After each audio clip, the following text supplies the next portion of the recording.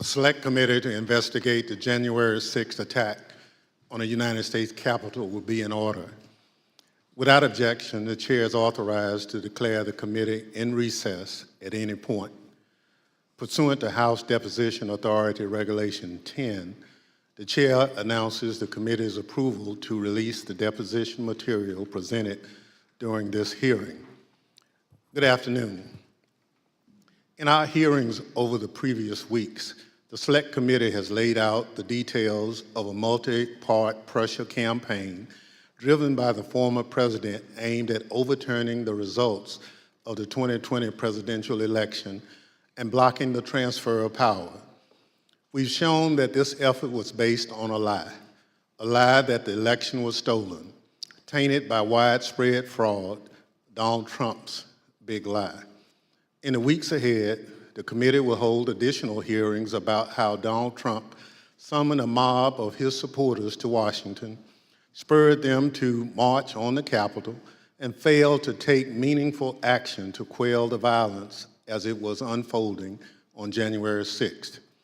However, in recent days, the Select Committee has obtained new information dealing with what was going on in the White House on January 6th and in the days prior. Specific detailed information about what the former president and his top aides were doing and saying in those critical hours. Firsthand details of what transpired in the office of the White House Chief of Staff, just steps from the Oval Office as the threats of violence became clear, and indeed, violence ultimately descended on the Capitol in the attack on American democracy. It's important that the American people hear that information immediately. That's why, in consultation with the Vice Chair, I've recalled the committee for today's hearing. As you've seen and heard in our earlier hearings, the Select Committee has developed a massive body of evidence thanks to the many hundreds of witnesses who have voluntarily provided information relevant to our investigation. It hasn't always been easy to get that information because the same people who drove the former president's pressure campaign to overturn the election are now trying to cover up the truth about January 6th. But thanks to the courage of certain individuals, the truth won't be buried. The American people won't be left in the dark. Our witness today, Ms. Cassie Hutchinson, has embodied that courage. I won't get into a lot of detail about Ms. Hutchinson's testimony will show. I'll allow her words to speak for themselves, and I hope everyone at home will listen very closely. First, I'll recognize our distinguished Vice Chair, Ms. Cheney of Wyoming, for any opening statements she'd care to offer. Thank you very much, Mr. Chairman. In our first 5 hearings, the committee has heard from a significant number of Republicans, including former Trump administration Justice Department officials, Trump campaign officials, several members of President Trump's White House staff, a prominent conservative judge, and several others. Today's witness, Ms. Cassidy Hutchinson, is another Republican and another former member of President Trump's White House staff. Certain of us in the House of Representatives recall that Ms. Hutchinson once worked for House Republican Whip Steve Scalise, but she is also a familiar face on Capitol Hill because she held a prominent role in the White House Legislative Affairs Office and later was the principal aide to President Trump's Chief of Staff, Mark Meadows. Ms. Hutchinson has spent considerable time up here on Capitol Hill representing the Trump administration, and we welcome her back. Up until now, our hearings have each been organized to address specific elements of President Trump's plan to overturn the 2020 election. Today, we are departing somewhat from that model because Ms. Hutchinson's testimony touches on several important and cross-cutting topics that are relevant to each of our future hearings. In her role working for the White House Chief of Staff, Ms. Hutchinson handled a vast number of sensitive issues. She worked in the West Wing, several steps down the hall from the Oval Office. Ms. Hutchinson spoke daily with members of Congress, with high-ranking officials in the administration, with senior White House staff, including Mr. Meadows. with White House counsel, lawyers, and with Mr. Tony Ornato, who served as the White House Deputy Chief of Staff. She also worked on a daily basis with members of the Secret Service who were posted in the White House. In short, Ms. Hutchinson was in a position to know a great deal about the happenings in the Trump White House. Ms. Hutchinson has already sat for 4 videotaped interviews with committee investigators, and we thank her very much for her cooperation and for her courage. We will cover certain, but not all, relevant topics within Ms. Hutchinson's knowledge today. Again, our future hearings will supply greater detail, putting the testimony today in a broader and more complete context. Today, you will hear Ms. Hutchinson relate certain firsthand observations of President Trump's conduct on January 6th. You will also hear new information regarding the actions and statements of Mr. Trump's senior advisors that day, including his Chief of Staff, Mark Meadows, and his White House counsel. And we will begin to examine evidence bearing on what President Trump and members of the White House staff knew about the prospect for violence on January 6th, even before that violence began. To best communicate the information the committee has gathered, we will follow the practice of our recent hearings, playing videotape testimony from Ms. Hutchinson and others, and also posing questions to Ms. Hutchinson live. Mr. Chairman, I yield back. Thank you very much. Our witness today is Ms. Cassie Hutchinson, who served in the Trump administration in the White House Office of Legislative Affairs from 2019 to 2020, and as a special assistant to the President in the White House Chief of Staff's office from March 2020 through January 2021. I will now swear in our witness. The witness will please stand and raise her right hand. Do you swear or affirm under penalty of perjury that the testimony you're about to give is the truth, the whole truth, and nothing but the truth, so help you God? Thank you. You may be seated. Let the record reflect the witness answered in the affirmative. I now recognize myself for questions. Ms. Hutchinson, I'd like to start with a few questions about your background. These are some photographs we've obtained highlighting your career. These show you with members of Congress, including Steve Scalise, as well as the White House with leader Kevin McCarthy and Jim Jordan. Others show you with the President and members of Congress aboard Air Force One. Before you worked in the White House, you worked on Capitol Hill for Representative Steve Scalise, the Republican whip, and Senator Ted Cruz. And then in 2019, you moved to the White House and served there until the end of the Trump administration in 2020. When you started at the White House, you served in the Office of Legislative Affairs. We understand that you were initially hired as a staff assistant, but were soon promoted to a position of greater responsibility. Can you explain your role for the committee? When I moved over to the White House Chief of Staff's office with Mr. Meadows when he became the 4th Chief of Staff, it's difficult to describe a typical day. I was a special assistant to the President and an advisor to the Chief of Staff. The days depended on what the President was doing that day, and that's kind of how my portfolio was reflected. I had a lot of outreach with members of Congress, senior cabinet officials. I would work on policy issues with relevant internal components and members on the Hill, as well as security protocol at the White House complex for Mr. Meadows and the President. And then you received another promotion in March 2020.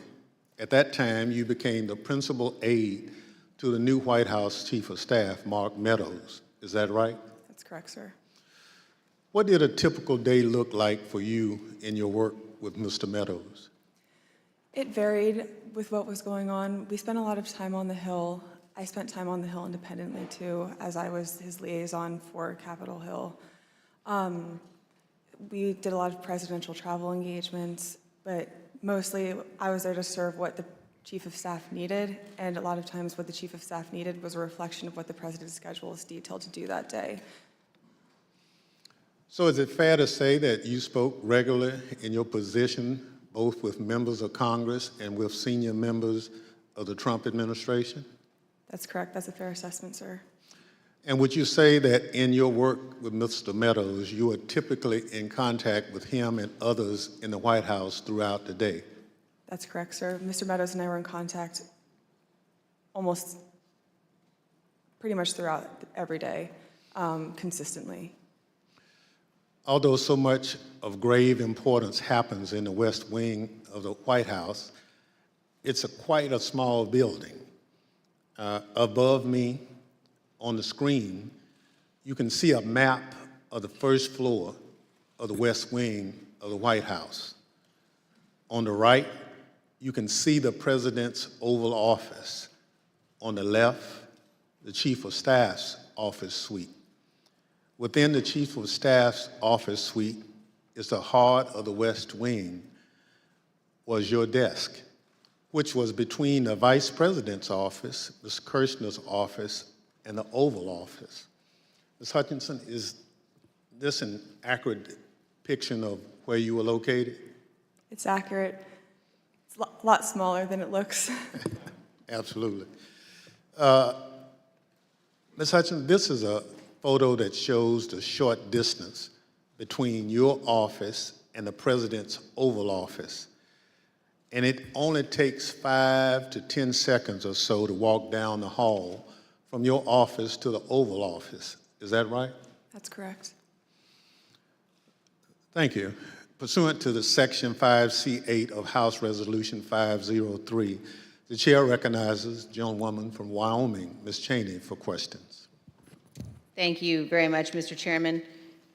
Mr. Chairman, we will begin today with an exchange that first provided Ms. Hutchinson a tangible sense of the ongoing planning for the events of January 6th. On January 2nd, 4 days before the attack on our Capitol, President Trump's lead lawyer, Mr. Giuliani, was meeting with White House Chief of Staff Mark Meadows and others.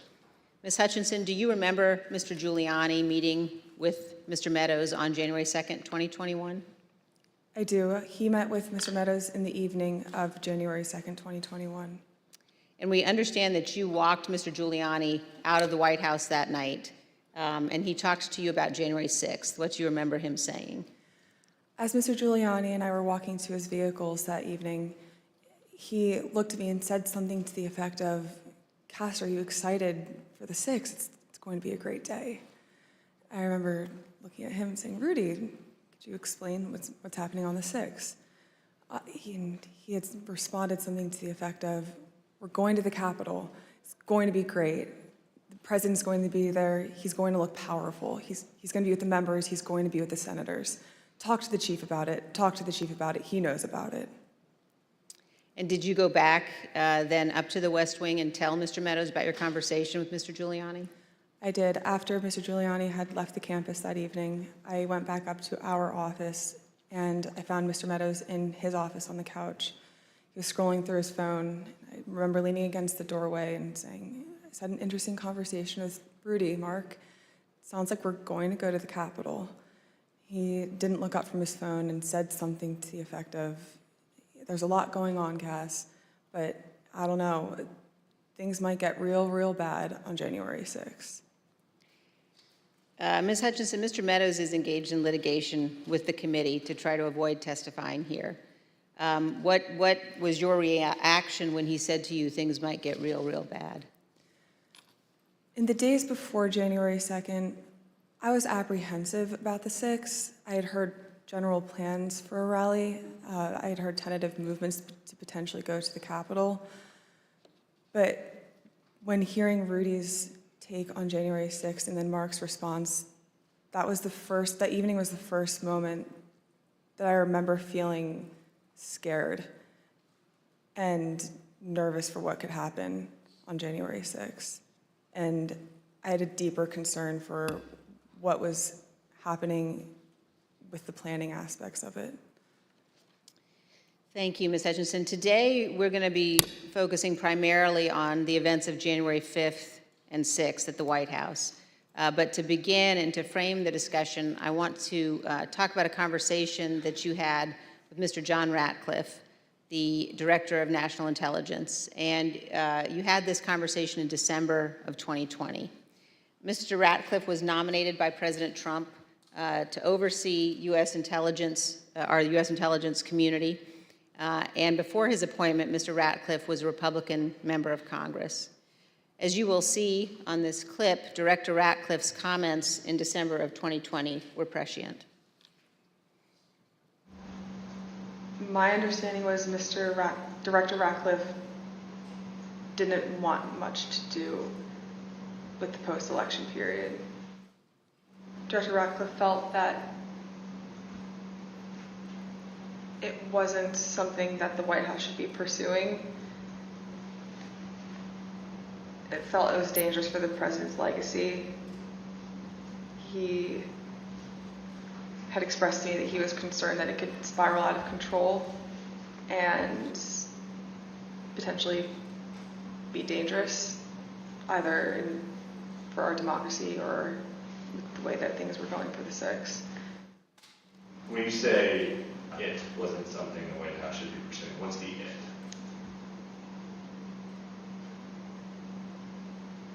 Trying to fight the results of the election, finding missing ballots, pressuring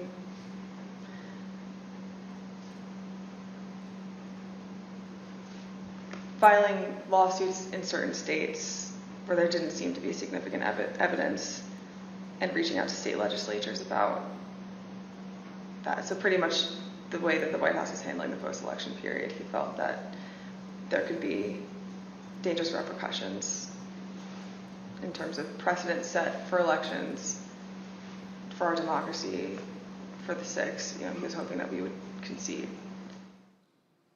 So, Ms. Hutchinson, now we're going to turn to certain information that was available before January 4th and what the Trump administration and the president knew about the potential for violence before January 6th. On the screen, you will see an email received by Acting Deputy Attorney General Donahue on January 4th from the National Security Division of the Department of Justice. Mr. Donahue testified in our hearings last week. The email identifies apparent planning by those coming to Washington on January 6th to, quote, occupy federal buildings, and discussions of, quote, invading the Capitol building.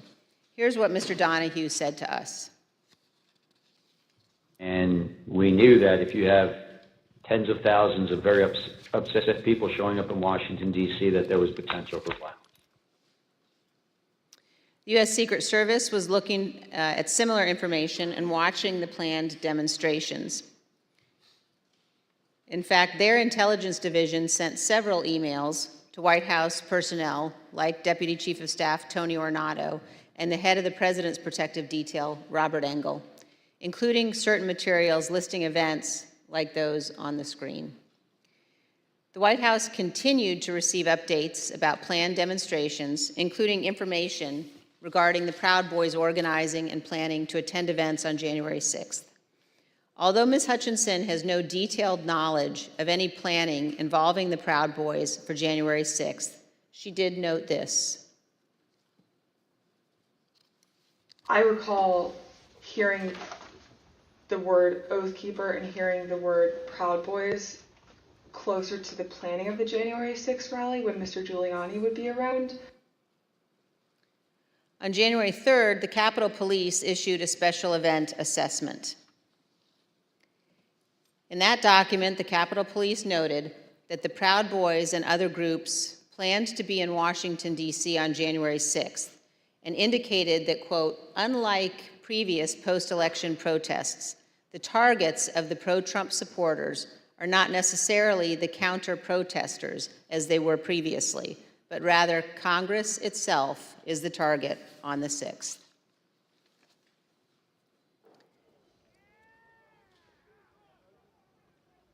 Of course, we all know now that the Proud Boys showed up on January 6th, marched from the Washington Monument to the Capitol that day, and led the riotous mob to invade and occupy our Capitol.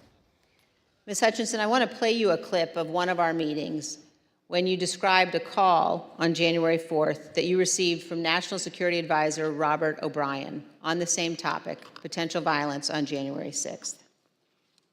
I received a call from Robert O'Brien, the National Security Advisor. He had asked if he could speak with Mr. Meadows about potential words of violence that he was hearing that were potentially going to happen on the Hill on January 6th. I had asked if he had connected with Tony Ornato because Tony Ornato had a conversation with Mark about that topic. Robert had said, I'll talk to Tony, and then I don't know if Robert ever connected with Mark about the issue. Ms. Hutchinson, can you describe for us Mr. Ornato's responsibilities as Deputy Chief of Staff?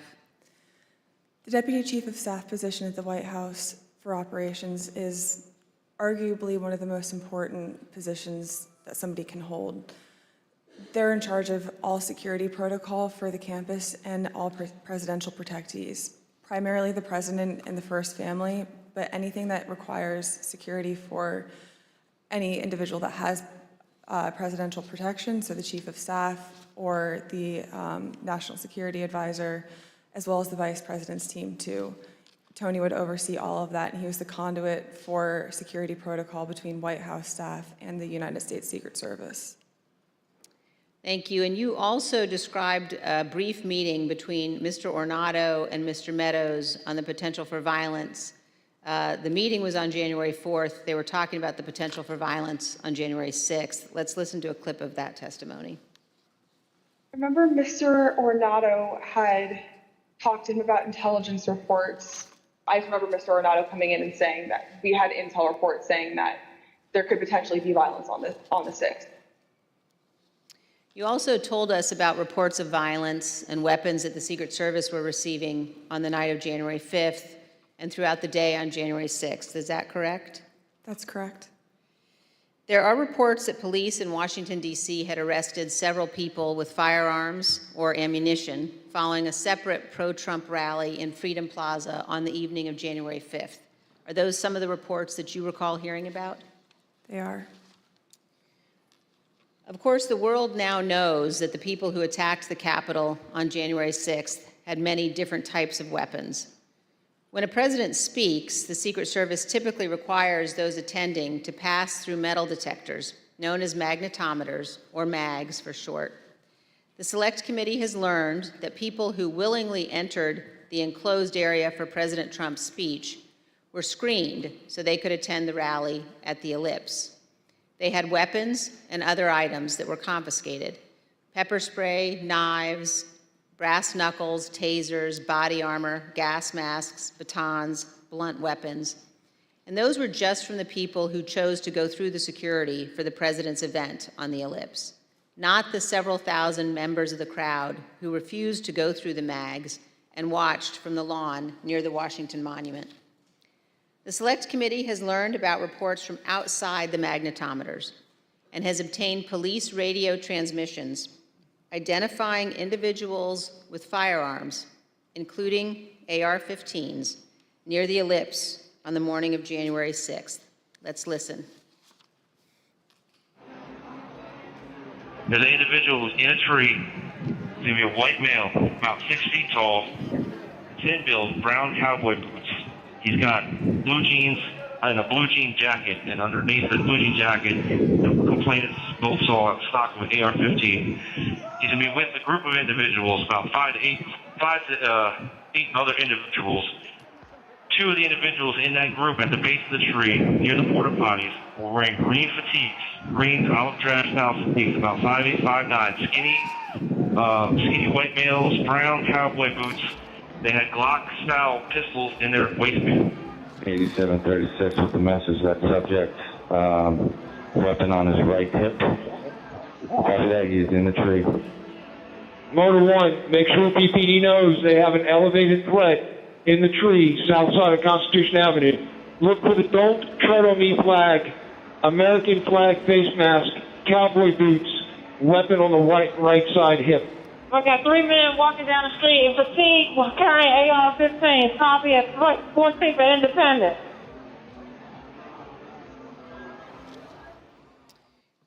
AR-15s at 14th and Independence. As you saw in those emails, the first report that we showed, we now know was sent in the 8 o'clock hour on January 6th. This talked about people in the crowd wearing ballistic helmets and body armor, carrying radio equipment and military-grade backpacks. The second report we showed you on the screen was sent by the Secret Service in the 11 a.m. hour, and it addressed reports of a man with a rifle near the ellipse. Ms. Hutchinson, in prior testimony, you described for us a meeting in the White House around 10 a.m. in the morning of January 6th, involving Chief of Staff Meadows and Tony Ornato. Were you in that meeting? I was. Let's listen to your testimony about that meeting, and then we'll have some questions. I think the last time we talked, you mentioned that some of the weapons that people had at the rally included flagpoles, oversized sticks or flagpoles, bear spray. Is there anything else that you recall hearing about that the people who had gathered on the ellipse had? I recall Tony and I having a conversation with Mark probably around 10 a.m., 10:15 a.m., where I remember Tony mentioning knives, guns in the form of pistols and rifles, bear spray, body armor, spears, and flagpoles. Spears were one item, flagpoles were one item, and then Tony had relayed to me something to the effect of, and these effing people are fastening spears onto the ends of flagpoles. Ms. Hutchinson, here's a clip of your testimony regarding Mr. Meadows' response to learning that the rally attendees were armed that day. What was Mark's reaction, Mr. Meadows' reaction to this list of weapons that people had in the crowd? When Tony and I went in to talk to Mark that morning, Mark was sitting on his couch and on his phone, which was something typical. And I remember Tony just got right into it. I was like, sorry, I just want to let you know, and had informed him, like, this is how many people we have outside the mags right now. These are the weapons that we're known to have. It's possible he listed more weapons off that I just don't recall. And gave him a brief but and concise explanation, but also fairly thorough. And I remember distinctly Mark not looking up from his phone. And I remember Tony finishing his explanation and it taking a few seconds for Mark to say something, to the point where I almost said, Mark, did you hear him? And then Mark chimed in and was like, all right, anything else? Still looking down at his phone. And Tony looked at me and I looked at Tony, and Tony said, no, sir, do you have any questions? He's like, what are you hearing? And then I looked at Tony and I was like, sir, he just told you about what was happening down at the rallies. And he was like, yeah, I know. And then he looked up and said, have you talked to the president? And Tony said, yes, sir, he's aware too. He said, all right, good. He asked Tony if Tony had informed the president. Yes. And Tony said, yes, he had. So, Ms. Hutchinson, is it your understanding that Mr. Ornato told the president about weapons at the rally on the morning of January 6th? That's what Mr. Ornato relayed to me. And here's how you characterize Mr. Meadows' general response when people raised concerns about what could happen on January 6th. So at the time, in the days leading up to the 6th, there were lots of public reports about how things might go bad on the 6th, and even the potential for violence. If I'm hearing you correctly, what stands out to you is that Mr. Meadows did not share those concerns, or at least did not act on those concerns? Did not act on those concerns would be accurate. But other people raised them to him? Like in this exchange, you mentioned that Mr. Ornato pulled him aside. That's correct. Ms. Hutchinson, we're going to show now an exchange of texts between you and Deputy Chief of Staff Ornato. And these text messages were exchanged while you were at the ellipse. In one text, you write, but the crowd looks good from this vantage point as long as we get the shot. He was effing furious. And the text messages also stress that President Trump kept mentioning the OTR, an off-the-record movement. We're going to come back and ask you about that in a minute. But could you tell us, first of all, who it is in the text who was furious? The he in that text that I was referring to was the president. And why was he furious, Ms. Hutchinson? He was furious because he wanted the arena that we had on the ellipse to be maxed out at capacity for all attendees. The advance team had relayed to him that the mags were free-flowing. Everybody who wanted to come in had already come in, but he still was angry about the extra space and wanted more people to come in. And did you go to the rally in the presidential motorcade? I was there, yes, in the motorcade. And were you backstage with the president and other members of his staff and family? I was. And you told us, Ms. Hutchinson, about particular comments that you heard while you were in the tent area. When we were in the offstage announce area tent behind the stage, he was very concerned about the shot, meaning the photograph that we would get, because the rally space wasn't full. One of the reasons, which I've previously stated, was because he wanted it to be full and for people to not feel excluded because they'd come far to watch him at the rally. And he felt the mags were at fault for not letting everybody in. But another leading reason, and likely the primary reason, is because he wanted it full and he was angry that we weren't letting people through the mags with weapons, what the Secret Service deems as weapons and our weapons. But when we were in the offstage announce tent, I was part of a conversation. I was in the vicinity of a conversation where I overheard the president say something to the effect of, I don't effing care that they have weapons. They're not here to hurt me. Take the effing mags away. Let my people in. They can march to the Capitol from here. Let the people in. Take the effing mags away. Just to be clear, Ms. Hutchinson, is it your understanding that the president wanted to take the mags away and said that the armed individuals were not there to hurt him? That's a fair assessment. The issue wasn't with the amount of space available in the official rally area only, but instead that people did not want to have to go through the mags. Let's listen to a portion of what you told us about that.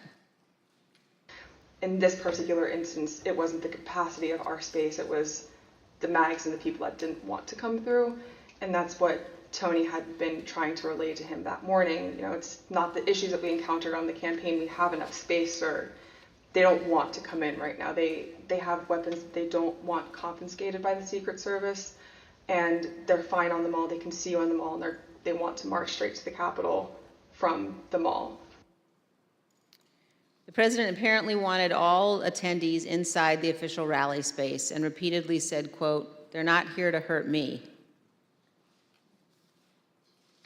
And just to be clear, so he was told again in that conversation, or was he told again in that conversation, that people couldn't come through the mags because they had weapons? Correct. And that people, and his response was to say they can march to the Capitol from the ellipse. Something to the effect of, take the effing mags away. They're not here to hurt me. Let them in. Let my people in. They can march to the Capitol after the rally's over. They can march from the ellipse. Take the effing mags away. Then they can march to the Capitol. Ms. Hutchinson, what we saw when those clips were playing were photos provided by the National Archives showing the president in the offstage tent before his speech on the ellipse. You were in some of those photos as well. And I just want to confirm that that is when you heard the president say the people with weapons weren't there to hurt him and that he wanted the Secret Service to remove the magnetometers. That's correct. In the photos that you displayed, we were standing towards the front of the tent with the TVs, really close to where he would walk out to go onto the stage. These conversations happened 2 to 3 minutes before he took the stage that morning. Let's reflect on that for a moment. President Trump was aware that a number of the individuals in the crowd had weapons and were wearing body armor.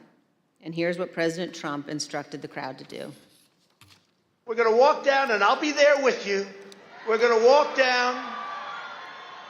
We're going to walk down anyone you want, but I think right here we're going to walk down to the Capitol.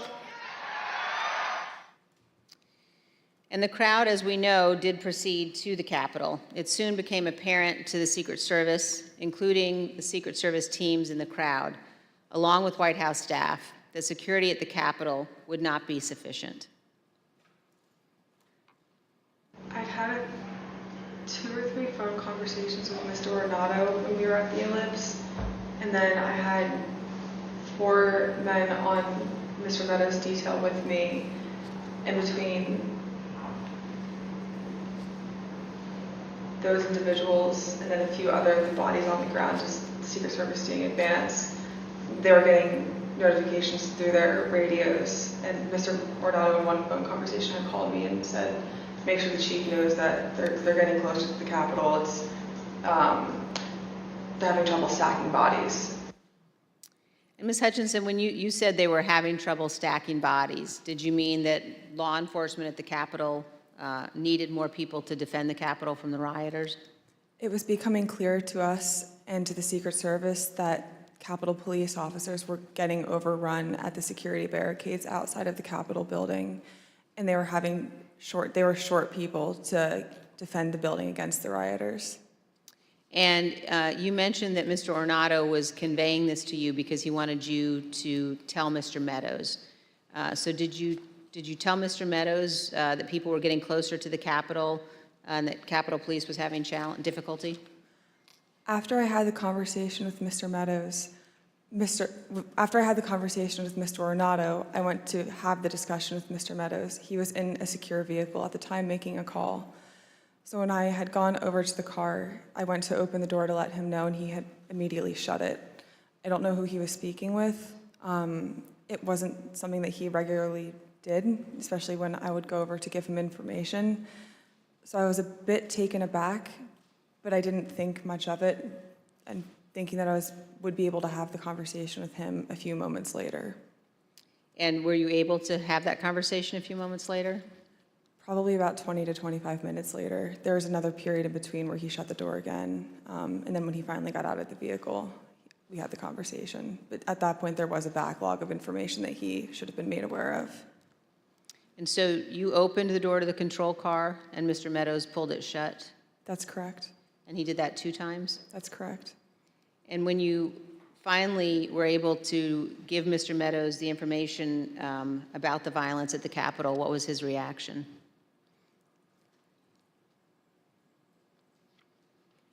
He almost had a lack of reaction.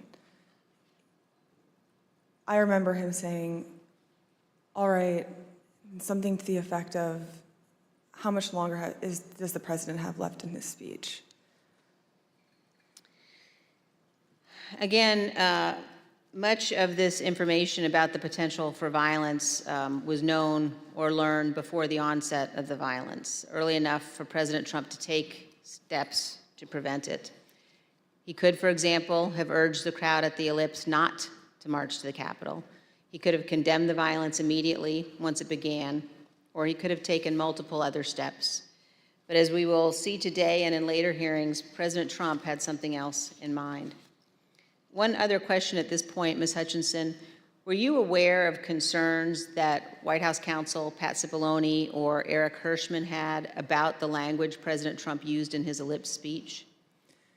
There were many discussions the morning of the 6th about the rhetoric of the speech that day. In my conversations with Mr. Hirschman, he had relayed that we would be foolish to include language that had been included at the president's request, which had lines along to the effect of, fight for Trump, we're going to march to the Capitol, I'll be there with you, fight for me, fight for what we're doing, fight for the movement, things about the vice president at the time too.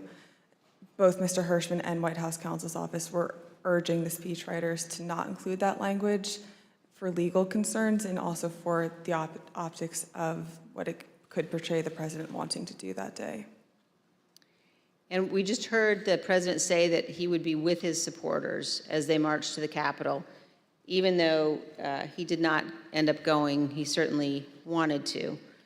Some have questioned whether President Trump genuinely planned to come here to the Capitol on January 6th.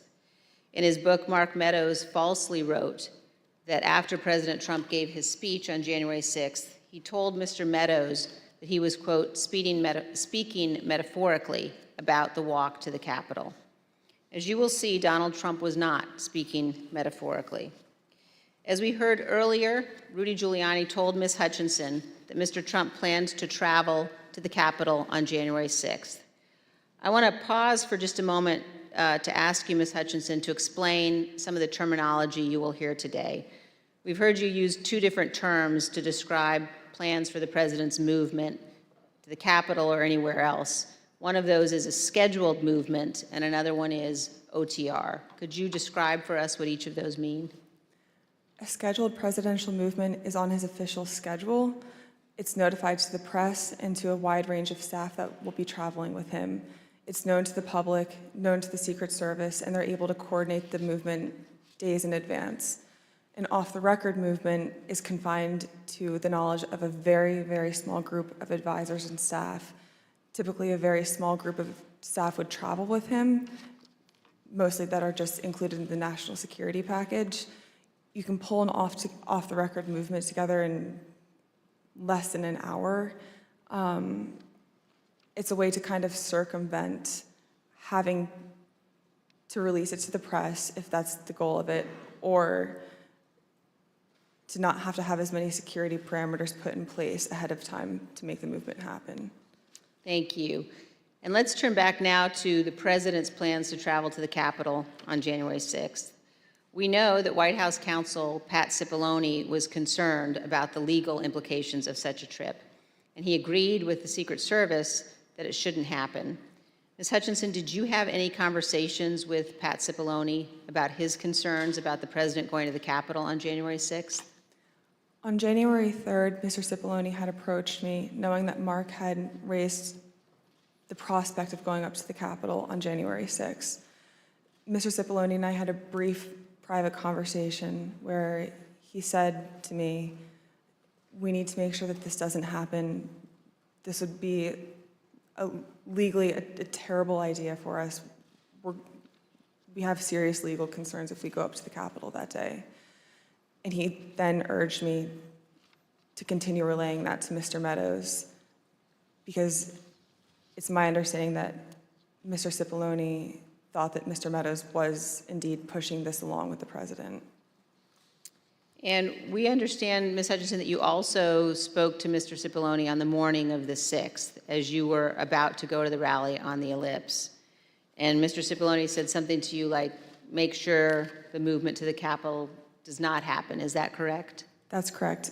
I saw Mr. Cipollone right before I walked out onto West Exec that morning, and Mr. Cipollone said something to the effect of, please make sure we don't go up to the Capitol, Cassidy. Keep in touch with me. We're going to get charged with every crime imaginable if we make that movement happen. And do you remember which crimes Mr. Cipollone was concerned with? In the days leading up to the 6th, we had conversations about potentially obstructing justice or defrauding the electoral count.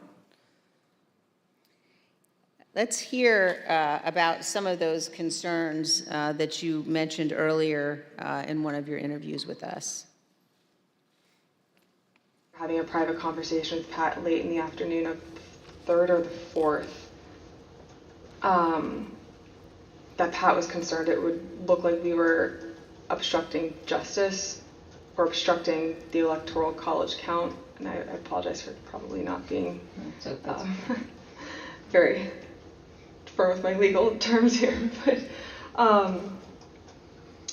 that it would look like we were obstructing what was happening on Capitol Hill. And he was also worried that it would look like we were inciting a riot or encouraging a riot to erupt on the Capitol, at the Capitol.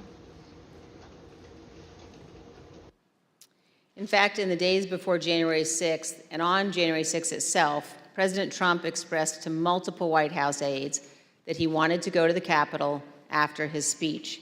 Here's what various White House aides have told the committee about the president's desire to go to the Capitol. Did the president tell you this, that he wanted to speak at the Capitol? Correct, yes. During the meeting in the dining room, did the idea of the president proceeding or walking to the Capitol on the 6th after his speech come up? Walking to the Capitol? No. Driving to the Capitol? It came up. Okay, how did it come up and what was discussed? He brought it up. He said, I want to go down to the Capitol. What about him marching to the Capitol on the 6th? Yes. Tell us about that. So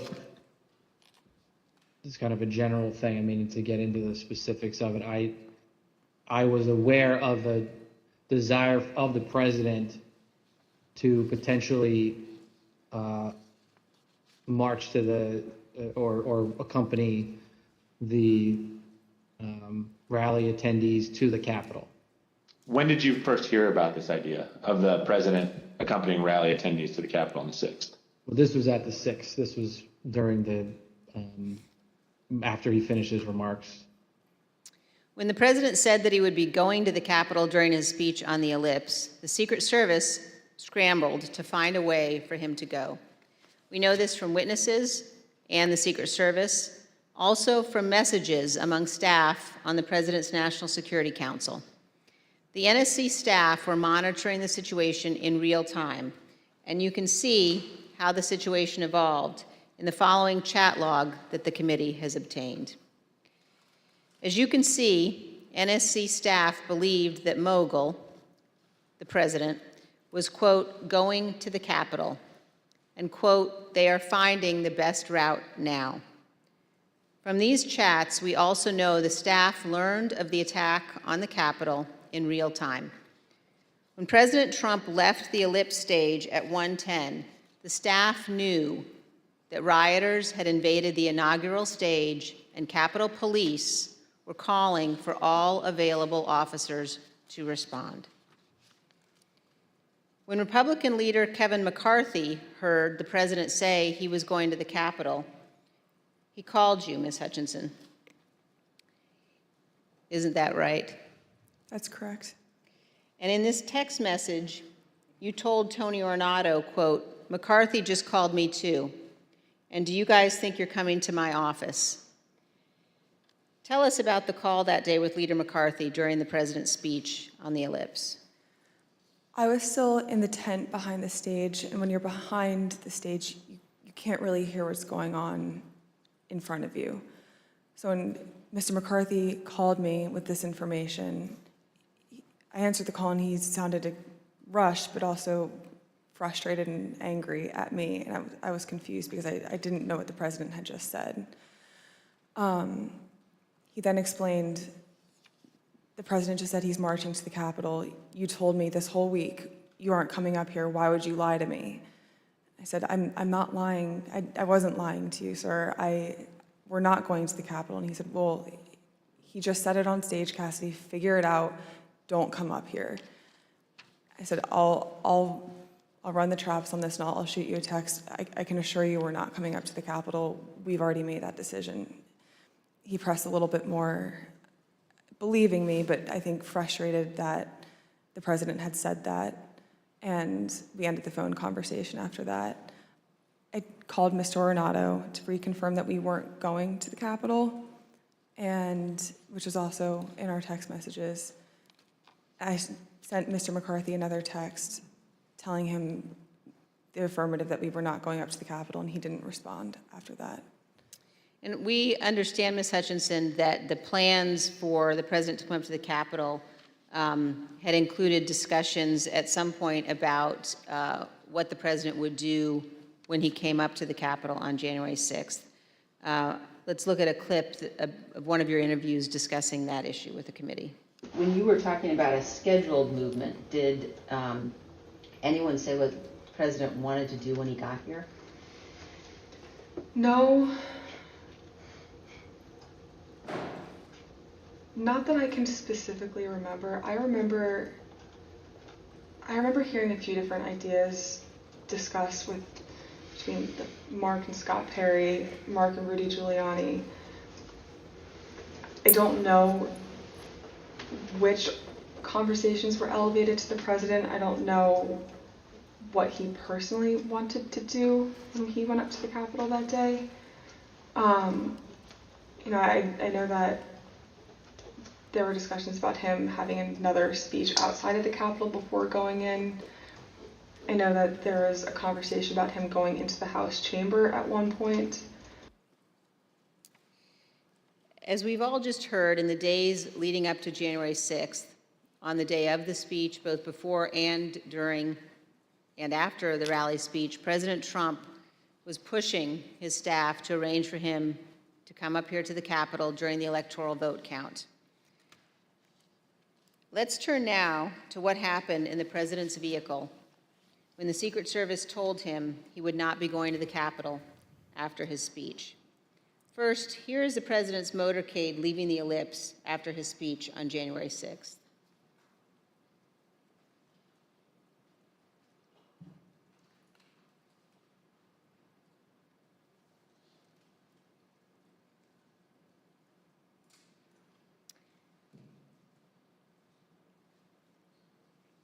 Ms. Hutchinson, when you returned to the White House in the motorcade after the president's speech, where did you go? When I returned to the White House, I walked upstairs towards the Chief of Staff's office, and I noticed Mr. Ornato lingering outside of the office. Once we had made eye contact, he quickly waved me to go into his office, which was just across the hall from mine. When I went in, he shut the door, and I noticed Bobby Engel, who is the head of Mr. Trump's security detail, sitting in a chair, just looking somewhat discombobulated and a little lost. I looked at Tony, and he had said, "Did you effing hear what happened in the Beast?" I said, "No, Tony, I just got back. What happened?" Tony proceeded to tell me that when the president got in the Beast, he was under the impression from Mr. Meadows that the off-the-record movement to the Capitol was still possible and likely to happen, but that Bobby had more information. So once the president had gotten into the vehicle with Bobby, he thought that they were going up to the Capitol, and when Bobby had relayed to him, "We're not, we don't have the assets to do it, it's not secure, we're going back to the West Wing," the president had a very angry response to that. Tony described him as being irate. The president said something to the effect of, "I'm the effing president, take me up to the Capitol now." To which Bobby responded, "Sir, we have to go back to the West Wing." The president reached up towards the front of the vehicle to grab at the steering wheel. Mr. Engel grabbed his arm, said, "Sir, you need to take your hand off the steering wheel. We're going back to the West Wing. We're not going to the Capitol." Mr. Trump then used his free hand to lunge towards Bobby Engel, and when Mr. Ornato had recounted this story to me, he had motioned towards his clavicles. And was Mr. Engel in the room as Mr. Ornato told you this story? He was. Did Mr. Engel correct or disagree with any part of the story from Mr. Ornato? Mr. Engel did not correct or disagree with any part of the story. Did Mr. Engel or Mr. Ornato ever after that tell you that what Mr. Ornato had just said was untrue? Neither Mr. Ornato nor Mr. Engel told me ever that it was untrue. And despite this altercation, this physical altercation, during the ride back to the White House, President Trump still demanded to go to the Capitol. Here's what Kayleigh McEnany, the White House press secretary at the time, wrote in her personal notes and told the committee about President Trump's desire to go to the Capitol after returning to the White House. When you wrote POTUS wanted to walk to the Capitol, was that based solely on what the president said during his speech or anything that he or anybody else said afterwards? So to the best of my recollection, I believe when we got back to the White House, he said he wanted to physically walk with the marchers, and according to my notes, he then said he'd be fine with just riding the Beast. But to the best of my recollection, he wanted to be a part of the march in some fashion. Okay, and just for the record, the beast refers to the presidential limousine? Yes. President Trump did not go to the Capitol that day. We understand that he blamed Mark Meadows for that. So prior to leaving the rally site, when he got off the stage and everybody was making the movement back to the motorcade, I had overheard Mr. Meadows say to him then, as I had prior to Mr. Trump taking the stage that morning, that he was still working on getting an off-the-record movement to the Capitol. So when Mr. Trump took the stage, he was under the impression via Mr. Meadows that it was still possible. So when he got off the stage, I had relayed to Mr. Meadows that I had another conversation with Tony. The movement was still not possible. Mr. Meadows said, okay. And then as they proceeded to go to the motorcade, and Mr. Meadows had reiterated, we're going to work on it. So I talked to Bobby. Bobby has more information. Mark got into his vehicle, to my understanding. Trump got into the Beast. And after we had all arrived back at the White House, later in the day, it had been relayed to me via Mark that the president wasn't happy that Bobby didn't pull it off for him and that Mark didn't work hard enough to get the movement on the books. The physical altercation that Ms. Hutchinson described in the presidential vehicle was not the first time that the president had become very angry about issues relating to the election. On December 1, 2020, Attorney General Barr said in an interview that the Department of Justice had not found evidence of widespread election fraud sufficient to change the outcome of the election. Ms. Hutchinson, how did the president react to hearing that news?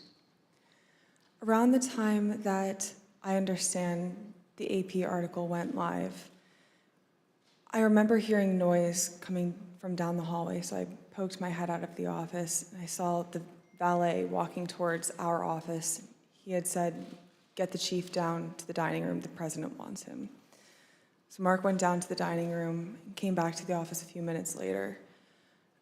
After Mark had returned, I left the office and went down to the dining room, and I noticed that the door was propped open and the valet was inside the dining room changing the tablecloth off of the dining room table. He motioned for me to come in and then pointed towards the front of the room near the fireplace mantel and the TV, where I first noticed there was ketchup dripping down the wall and there's a shattered porcelain plate on the floor.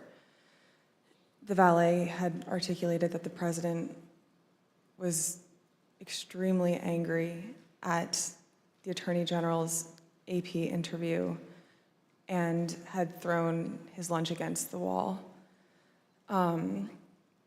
which was causing them to have to clean up. So I grabbed a towel and started wiping the ketchup off of the wall to help the valet out.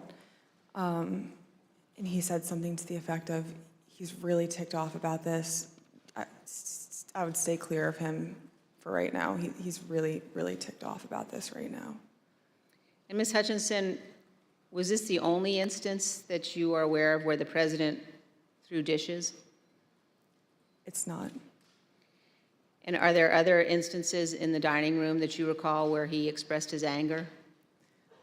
There were several times throughout my tenure with the Chief of Staff that I was aware of him either throwing dishes or flipping the tablecloth to let all the contents of the table go onto the floor and likely break or go everywhere. And Ms. Hutchinson, Attorney General Barr described to the committee the president's angry reaction when he finally met with President Trump. Let's listen. And I said, look, I know that you're dissatisfied with me, and I'm glad to offer my resignation. And he pounded the table very hard. Everyone sort of jumped, and he said, accept it.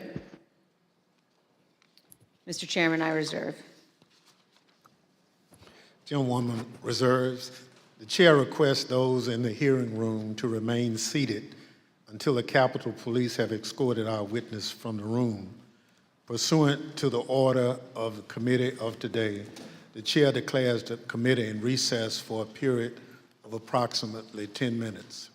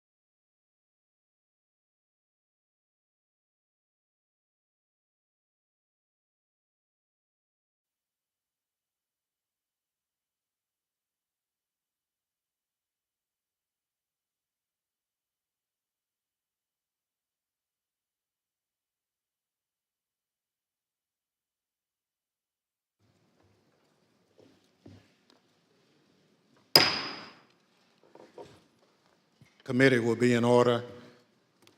Chair recognizes the gentlewoman from Wyoming, Vice Chair Cheney. Thank you, Mr. Chairman.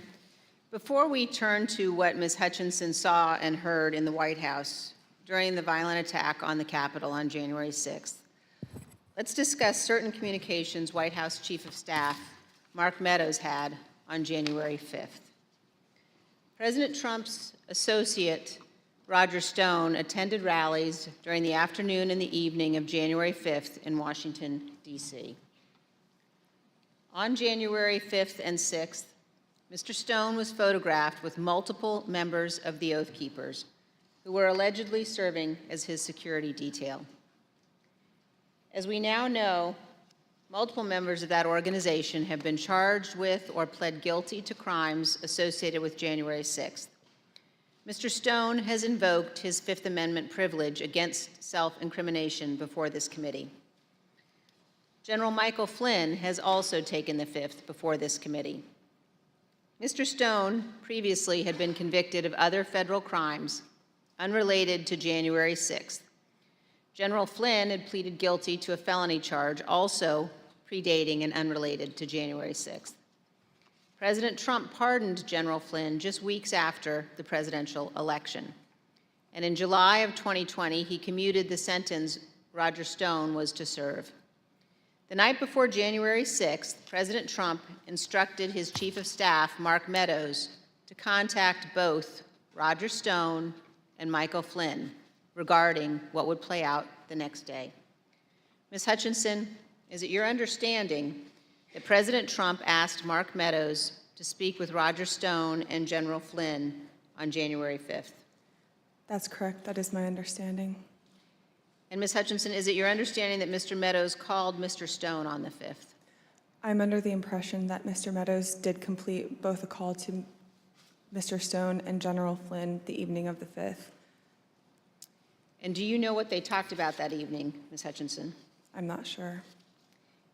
Is it your understanding that Mr. Giuliani, Mr. Eastman, and others had set up what has been called, quote, a war room at the Willard Hotel on the night of the 5th? I was aware of that the night of the 5th. And do you know if Mr. Meadows ever intended to go to the Willard Hotel on the night of the 5th? Mr. Meadows had a conversation with me where he wanted me to work with Secret Service on a movement from the White House to the Willard Hotel so he could attend the meeting or meetings with Mr. Giuliani and his associates in the war room. And what was your view as to whether or not Mr. Meadows should go to the Willard that night? I had made it clear to Mr. Meadows that I didn't believe it was a smart idea for him to go to the Willard Hotel that night. I wasn't sure everything that was going on at the Willard Hotel, although I knew enough about what Mr. Giuliani and his associates were pushing during this period. I didn't think that it was something appropriate for the White House Chief of Staff to attend or to consider involvement in. I made that clear to Mr. Meadows. Throughout the afternoon, he mentioned a few more times going up to the Willard Hotel that evening, and then eventually dropped the subject the night of the 5th and said that he would dial in instead. So General Flynn has appeared before this committee, and when he appeared before our committee, he took the 5th. Let's briefly view a clip of General Mike Flynn taking the Fifth Amendment. General Flynn, do you believe the violence on January 6th was justified? Do we have? Yes.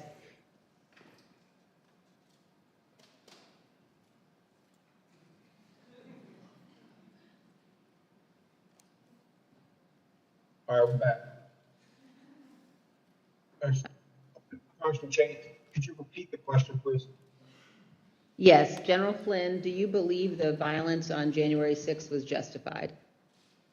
Is that, can I get a clarification? Is that a moral question or are you asking a legal question? I'm asking both.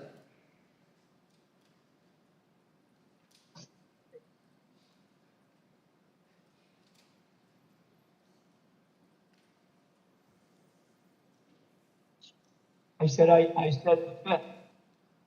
Do you believe the violence on January 6th was justified morally? Take the fifth. You believe the violence on January 6th was justified legally? Fifth. General Flynn, do you believe in the peaceful transition of power in the United States of America? The fifth. Let's move on now to January 6th and the conduct of Donald Trump and Mark Meadows during the attack on the Capitol. Ms. Hutchinson, I'd like now for us to listen to a description, your description of what transpired in the West Wing during the attack. For context, in this clip, you described the time frame starting at about 2 p.m. So I remember Mark being alone in his office for quite some time, and I know we've spoken about Ben Williamson going in at one point, and I don't personally remember Ben going in. I don't doubt that he had gone in, but I remember him being alone in his office for most of the afternoon, around 2 o'clock to 2:05. Around 2 o'clock to 2:05, we were watching the TV, and I could see that the rioters were getting closer and closer to the Capitol. Mark still hadn't popped out of his office or said anything about it. So that's when I went into his office. I saw that he was sitting on his couch, on his cell phone. Same as the morning where he was just kind of scrolling and typing. I said, "Hey, are you watching the TV, Chief?" Because his TV was small, and you can see it, but I didn't know if he was really paying attention. I said, "Are you watching the TV, Chief?" And he was like, "Yeah." So, the rioters are getting really close. Have you talked to the president? He said, "No, he wants to be alone right now." Still looking at his phone. So I start to get frustrated because I sort of felt like I was watching this is not a great comparison, but a bad car accident that was about to happen where you can't stop it, but you want to be able to do something. And I remember thinking in that moment, Mark needs to snap out of this, and I don't know how to snap him out of this, but he needs to care. And I just remember I blurted out, I said, "Mark, do you know where Jim's at right now?" And he looked up at me at that point and said, "Jim?" And I said, "Mark, he was on the floor a little while ago giving a floor speech. Did you listen?" He said, "Yeah, it was real good. Did you like it?" And I said, "Yeah. Do you know where he's at right now?" He said, "Well, no, I haven't heard from him." And I said, "You might want to check in with him, Mark." And I remember pointing at the TV and I said, "The rioters are getting close. They might get in." And he looked at me and said something to the effect of, "All right, I'll give him a call." Not long after the rioters broke into the Capitol, you described what happened with White House counsel Pat Cipollone. No more than a minute and a half later, I see Pat Cipollone barreling down the hallway towards our office and rushed right in, looked at me, said, "Is Mark in his office?" And I said, "Yes." He just looked at me and started shaking his head and went over, opened Mark's office door, stood there with the door propped open, and said something to Mark is still sitting on his phone. I remember glancing and he's still sitting on his phone.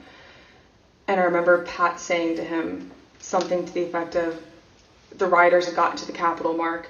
We need to go down and see the president now." And Mark looked up at him and said, "He doesn't want to do anything, Pat." And Pat said something to the effect of, and very clearly had said this to Mark, something to the effect of, "Mark, something needs to be done or people are going to die and the blood's going to be on your effing hands. This is getting out of control. I'm going down there." And at that point, Mark stood up from his couch, both of his phones in his hand. He had his glasses on still. He walked out with Pat. He put both of his phones on my desk and said, "Let me know if Jim calls." And they walked out and went down to the dining room. A few minutes later, Representative Jordan called back. A couple minutes later, so likely around between 2:15 and 2:25. I know the tweet went out at 2:24. I don't remember if I was there when the tweet went out or if it happened right afterwards, but Jim had called. I answered the phone, said 1 second. He knew it was, I guess he knew it was me. I introduced myself, but I don't remember if he called my cell phone or if he had called one of Mark's. But I answered the phone and said, 1 sec, Mark's down the hall, I'm going to go hand the phone to him. He said, okay. So I went down, I asked the valet if Mark was in the dining room. Valet said yes. I opened the door to the dining room, briefly stepped in to get Mark's attention, showed him the phone, like flipped the phone his way so he could see it said Jim Jordan. He had stepped to where I was standing there holding the door open, took the phone talking to Jim with the door still propped open. So I took a few steps back. So I probably was 2 feet from Mark. He was standing in the doorway going to the Oval Office dining room. They had a brief conversation, and in the crossfires, I heard briefly like what they were talking about, but in the background, I had heard conversations in the Oval dining room at that point talking about the hang Mike Pence chants. That clip ended, Ms. Hutchinson, with you recalling that you heard the President, Mr. Meadows, and the White House counsel discussing the hang Mike Pence chants. And then you described for us what happened next. It wasn't until Mark hung up the phone, handed it back to me. I went back to my desk. A couple minutes later, him and Pat came back, possibly Eric Hirschman too. I'm pretty sure Eric Hirschman was there. But I'm confident it was Pat that was there. I remember Pat saying something to the effect of, Mark, we need to do something more. They're literally calling for the vice president to be effing hung. And Mark had responded something to the effect of, you heard him, Pat. He thinks Mike deserves it. He doesn't think they're doing anything wrong. To which Pat said something, this is effing crazy. We need to be doing something more. Briefly stepped into Mark's office. And when Mark had said something to the effect of, he doesn't think they're doing anything wrong, knowing what I had heard briefly in the dining room, coupled with Pat discussing the hang Mike Pence chants in the lobby of our office, and then Mark's response, I understood there to be the rioters in the Capitol that were chanting for the vice president to be hung. Let me pause here on this point. As rioters chanted hang Mike Pence, the President of the United States, Donald Trump, said that, quote, Mike deserves it, and that those rioters were not doing anything wrong. This is a sentiment that he has expressed at other times as well. In an interview with ABC News correspondent Jonathan Karl, President Trump was asked about the supporters chanting hang Mike Pence last year. Instead of condemning them, the former president defended them. Saying hang Mike Because Pence. it's common sense, John. It's common sense that you're supposed to protect. How can you, if you know a vote is fraudulent, right? Yeah. How can you pass on a fraudulent vote to Congress? President Trump's view that the rioters were not doing anything wrong and that, quote, Mike deserved it, helps us to understand why the president did not ask the rioters to leave the Capitol for multiple hours. In fact, he put this tweet out at 2:24 p.m. Ms. Hutchinson, do you recall seeing this tweet in which the president said the vice president did not have the courage to do what needed to be done? I do. And Ms. Hutchinson, what was your reaction when you saw this tweet? As a staffer that worked to always represent the administration to the best of my ability and to showcase the good things that he had done for the country, I remember feeling frustrated, disappointed, and really, it felt personal. It was really sad. As an American, I was disgusted. It was unpatriotic. It was un-American. We were watching the Capitol building get defaced over a lie. And it was something that was really hard in that moment to digest, knowing what I'd been hearing down the hall in the conversations that were happening, seeing that tweet come up and knowing what was happening on the Hill. And it's something that I still struggle to work through the emotions of that. Ms. Hutchinson, we have also spoken to multiple other White House staff about their reaction to Donald Trump's 224 tweet, condemning Mike Pence for not having the courage to refuse to count electoral votes, an act that would have been illegal.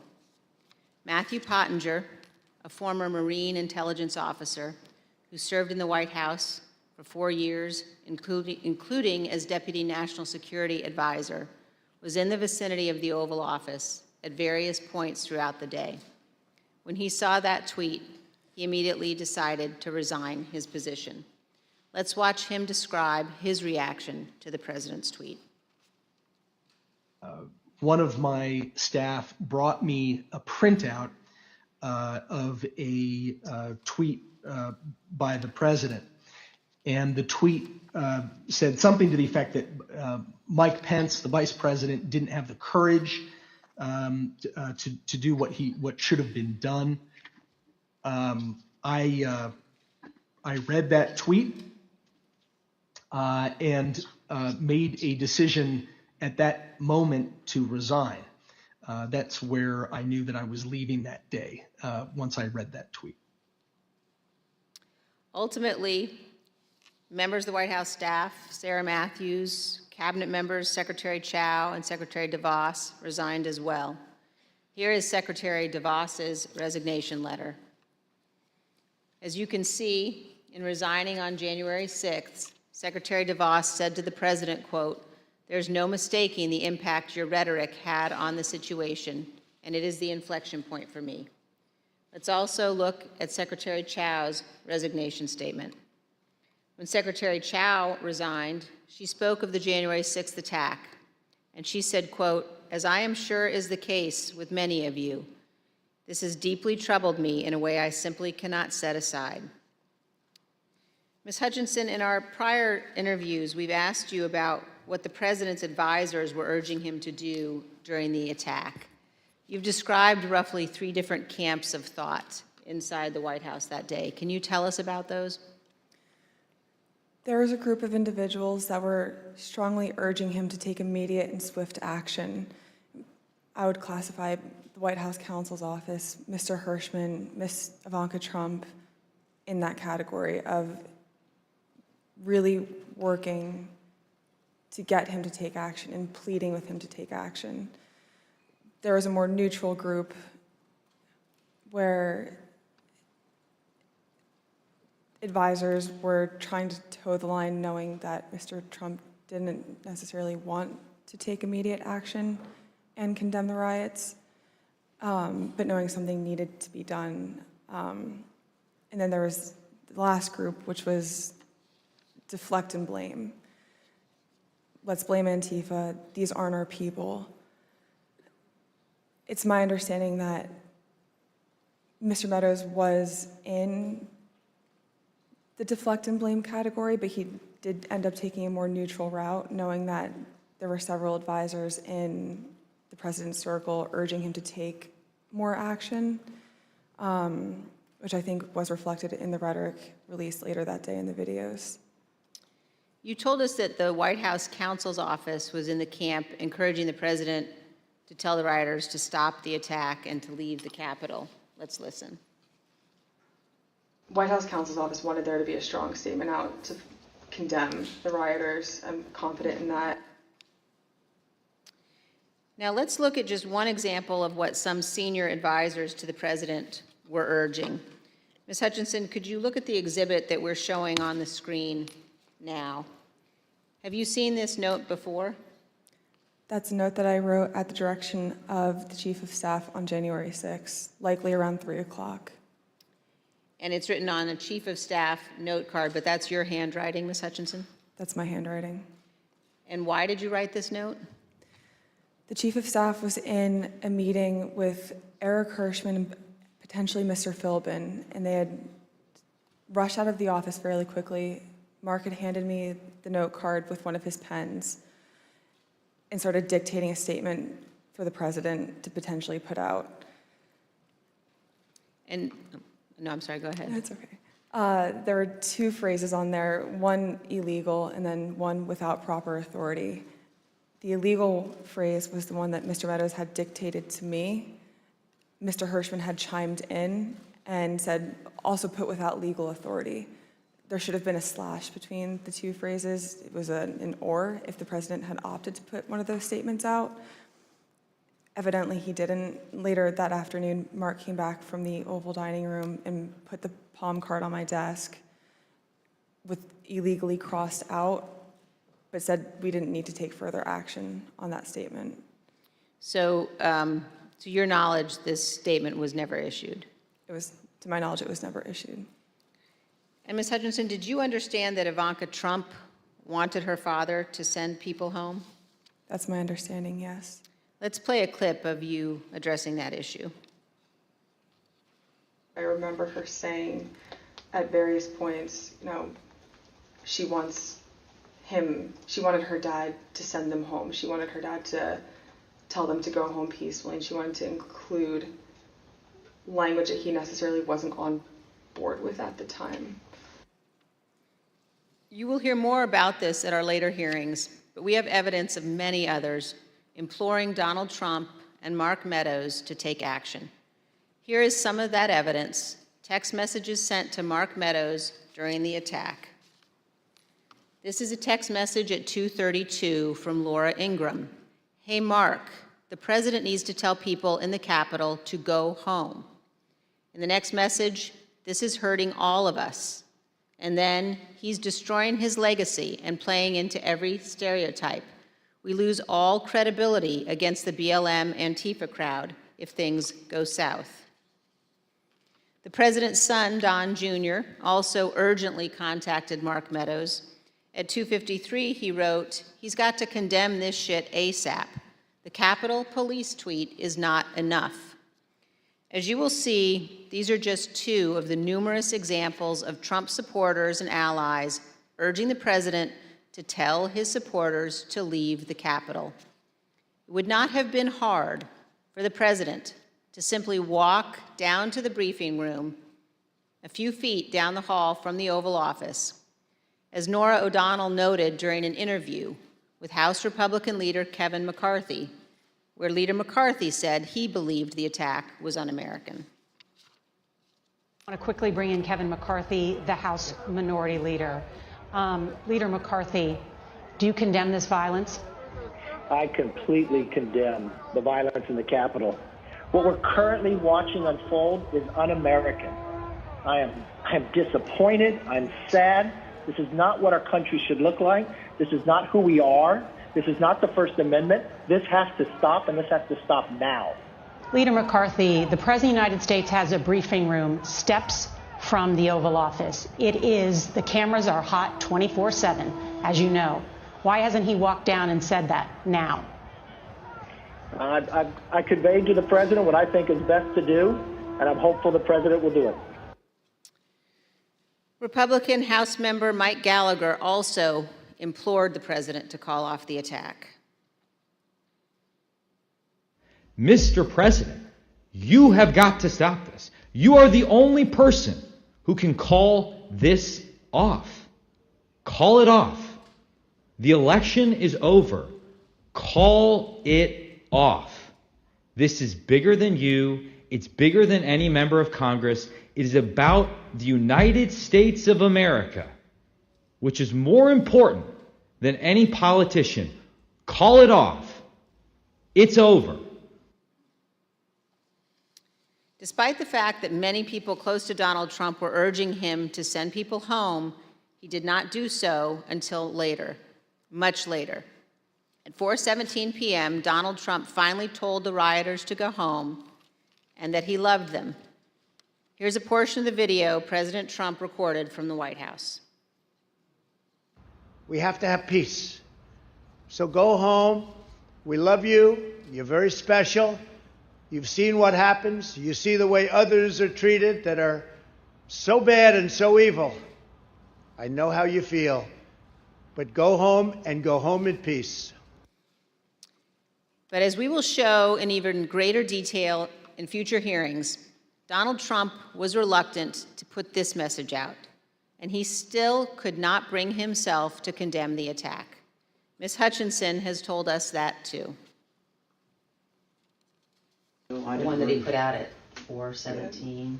I'm sure you've discussed it, and just to elaborate if I hadn't already at that point, I recall him being reluctant to film the video on the 6th. I was not involved in any of the logistics or the planning for that video. I just remember seeing the video go out and feeling a little shocked after it went out.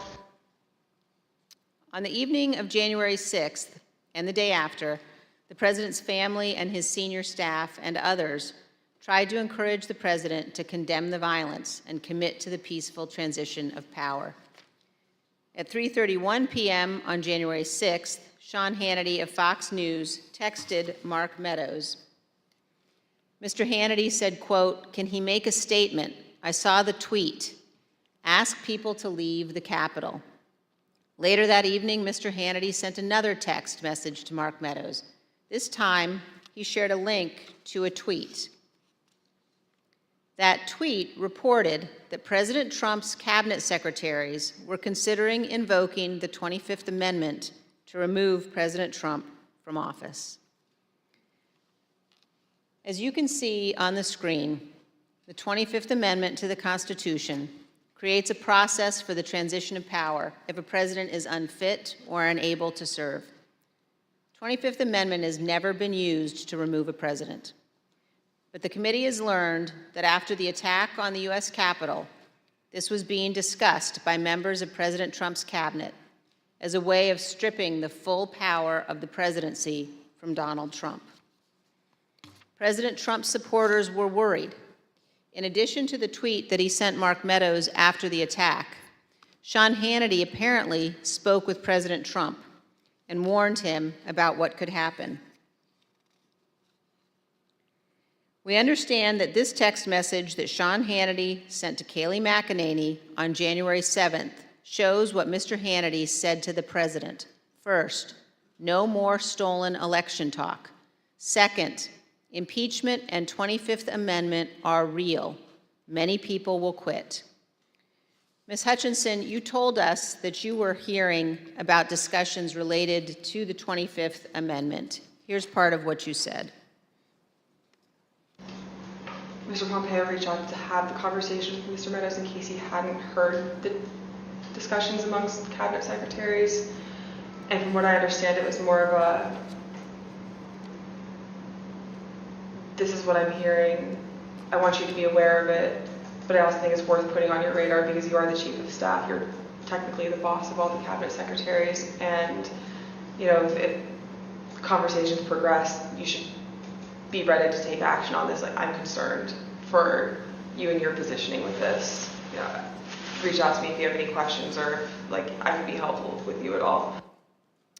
Inside the White House, the president's advisors, including members of his family, wanted him to deliver a speech to the country.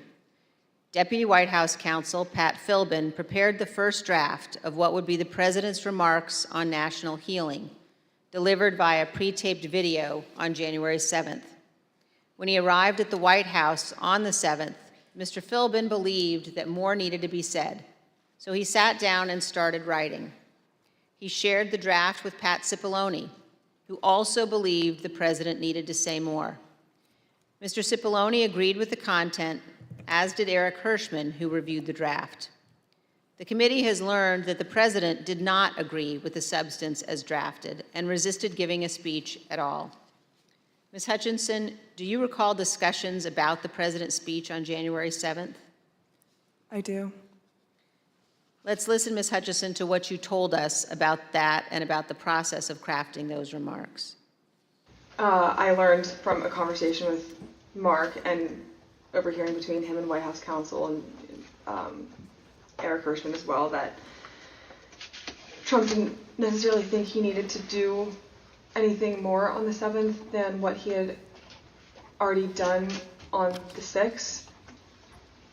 When he was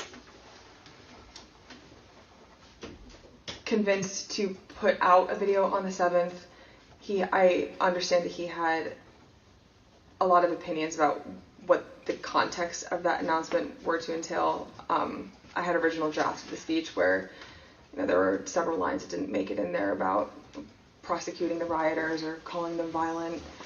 He didn't want that in there. He wanted to put in there that he wanted to potentially pardon them.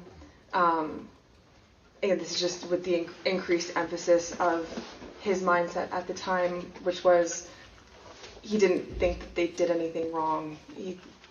The people who did something wrong that day, or the person who did something wrong that day, was Mike Pence by not standing with him. But the president's advisors urged him to give the speech. Who convinced him to do the video on the 7th? I'm not sure who convinced him or if it was a group of people that convinced him. Who was in the group that you're aware of? That I'm aware of: Mark, Ivanka, Jared Kushner, Eric Hirschman, Pat Cipollone, Pat Philbin. Those are the people that I'm aware of. Do you know why that group of people thought it was necessary for him to release a statement? I believe Kayleigh McEnany as well. From what I understood at the time, and from what the reports were coming in, there's a large concern of the 25th Amendment potentially being invoked, and there were concerns about what would happen in the Senate if the 25th was invoked.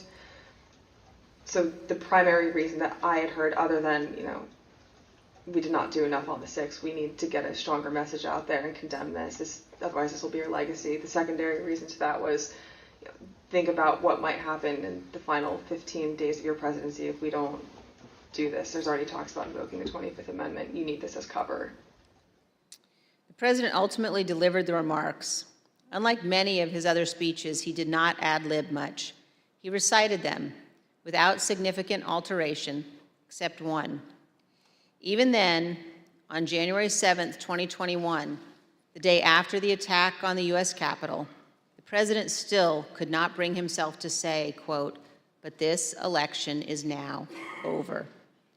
One other point about the speech, Ms. Hutchinson. Did you hear that Mr. Trump at one point wanted to add language about pardoning those who took part in the January 6th riot? I did hear that, and I understand that Mr. Meadows was encouraging that language as well. Thank you, and here's what you told us previously about that. You said he was instructed not to include it. Who was instructing him not to include language about the pardon in that January 7th? I understood from White House counsel's office coming into our office that morning that they didn't think that it was a good idea to include that in the speech.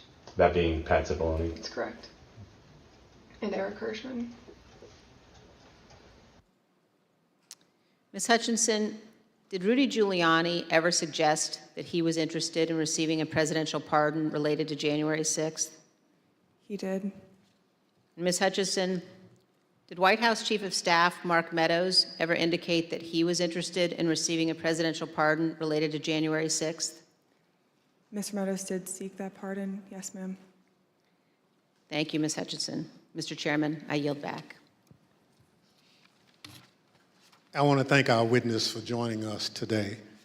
The members of the Select Committee may have additional questions for today's witness, and we ask that you respond expeditiously in writing to those questions.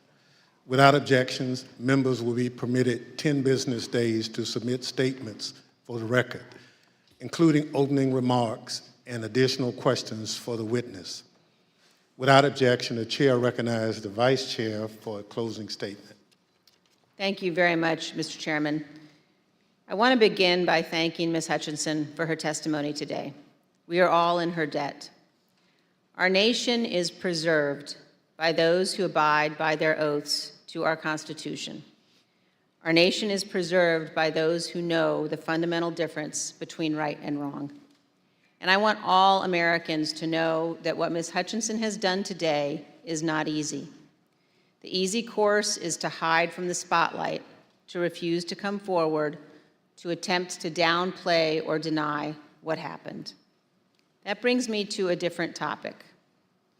While our committee has seen many witnesses, including many Republicans, testify fully and forthrightly, this has not been true of every witness. And we have received evidence of one particular practice that raises significant concern. Our committee commonly asks witnesses connected to Mr. Trump's administration or campaign whether they've been contacted by any of their former colleagues or anyone else who attempted to influence or impact their testimony. Without identifying any of the individuals involved, let me show you a couple of samples of answers we received to this question. First, here's how one witness described phone calls from people interested in that witness's testimony. Quote, "What they said to me is as long as I continue to be a team player, they know I'm on the right team. I'm doing the right thing. I'm protecting who I need to protect. You know I'll continue to stay in good graces in Trump world.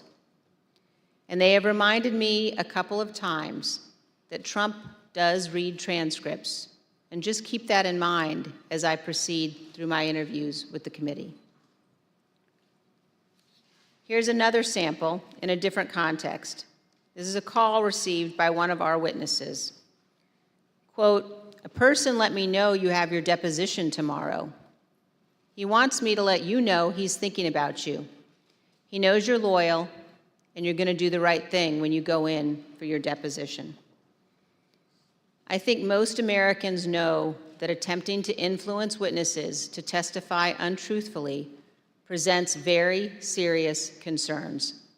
We will be discussing these issues as a committee, carefully considering our next steps. Mr. Chairman, thank you. I yield back. Gentlewoman yields back. Ms. Hutchinson, thank you. Thank you for doing your patriotic duty and helping the American people get a complete understanding of January 6th and its causes. Thank you for your courage in testifying here today. You have the gratitude of this committee and your country. I know it wasn't easy to sit here today and answer these questions, but after hearing your testimony in all its candor and detail, I want to speak directly to the handful of witnesses who have been outliers in our investigation, the small number who have defied us outright, those whose memories have failed them again and again on the most important details, and to those who fear Donald Trump and his enablers. Because of this courageous woman and others like her, your attempt to hide the truth from the American people will fail. And to that group of witnesses, if you've heard this testimony today and suddenly you remember things you couldn't previously recall, or there are some details you'd like to clarify, or you discovered some courage you had hidden away somewhere, our doors remain open. The Select Committee will reconvene in the weeks ahead as we continue to lay out our findings to the American people. The chair requests those in the hearing room to remain seated until the Capitol Police have escorted the witness and members from the room. Without objection, the committee stands adjourned.